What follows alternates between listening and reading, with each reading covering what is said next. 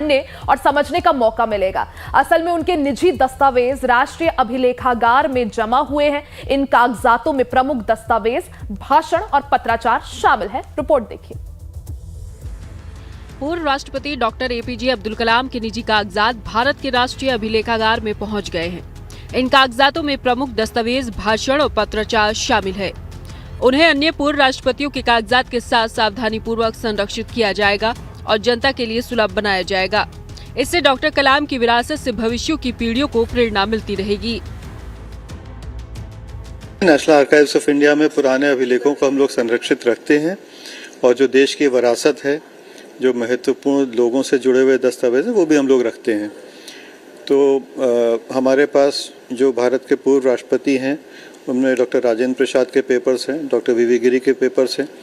एक प्रयास हम लोग कर रहे हैं कि जितने भी पूर्व राष्ट्रपति रहे हैं देश के, उन सब के पर्सनल पेपर्स को हम लोग संरक्षित करें और लोगों के सामने प्रस्तुत करें ताकि लोग इंस्पिरेशन ले सकें उनसे।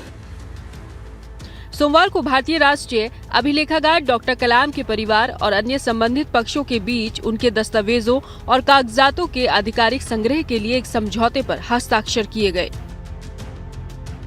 आज हम लोग सौभाग्यशाली हैं कि डॉक्टर अब्दुल कलाम के परिवार के सदस्य आए हैं यहाँ पर।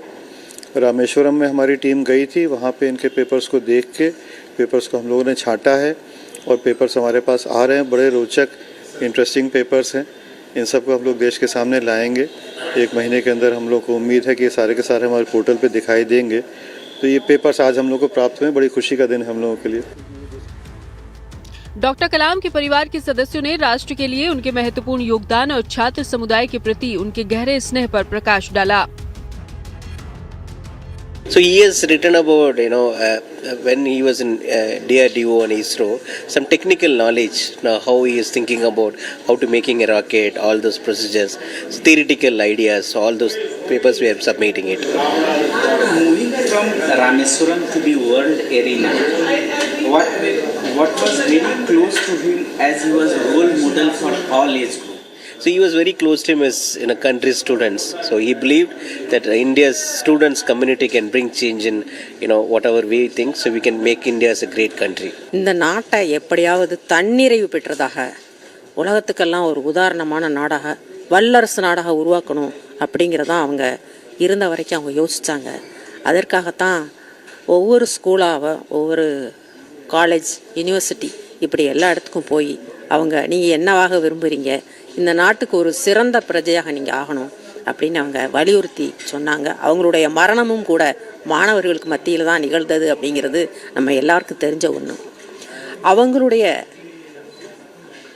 பொருள்கள், அதாவது அவங்களுடைய எழுத்து, அவங்களுடைய சிந்தனைகள், அவங்க அதையெல்லாம் எப்படி பார்த்தாங்க அப்படிங்கிறத படிப்படியாக அவங்க இஸ்ரோவில் இருந்தது, அவங்க டிஆர்டிஓவில் இருந்தது, அதுக்கப்புறம் பிரசிடெண்ட் ஆஃபீஸில், பிரைம் மினிஸ்டர் ஆஃபீஸில் ஒர்க் பண்ணது, அதுக்கப்புறம் பிரசிடெண்ட்டாகவே ஆனது. இப்படியான ஒரு காலகட்டத்தில் அவங்க எப்படிலாம் இருந்தாங்க, என்ன யோசித்தாங்க, என்ன செஞ்சாங்கங்கிறத ஒரு ரெக்கார்டாக இருந்து இன்றைக்கி அதை இந்த தேசிய ஆவண காப்பகத்துக்கு ஒப்படைக்கிறதுல பெருமகிழ்ச்சி அடைகிறோம். भारत के रक्षा और वैज्ञानिक मिशनों के प्रमुख वास्तुकार डॉक्टर एपीजे अब्दुल कलाम ने पोखरण में देश के 1998 के परमाणु परीक्षणों में महत्वपूर्ण भूमिका निभाई थी। उन्होंने 2002 में भारत के राष्ट्रपति का पद संभाला और 2007 तक इस पद पर रहे थे। भारत के अंतरिक्ष मिशन में उनका सबसे महत्वपूर्ण योगदान SLV-3 का विकास था। यही वो रॉकेट प्रणाली थी जिसने भारतीय अंतरिक्ष कार्यक्रम की नींव रखी। चारधाम यात्रा के लिए ऑनलाइन पंजीकरण अब शुरू हो चुके हैं। ऑनलाइन पंजीकरण के साथ ही ऑफलाइन पंजीकरण भी किए जा रहे हैं। देश के अलग अलग राज्यों से आने वाले यात्रियों ने रजिस्ट्रेशन कराया। चारधाम यात्रा की शुरुआत 30 अप्रैल से हो रही है। ऐसे में अक्षय तृतीया के दिन गंगोत्री और यमुनोत्री धाम के कपाट खुलेंगे, जबकि 2 मई को केदारनाथ और 4 मई को बद्रीनाथ धाम के कपाट खोले जाएंगे।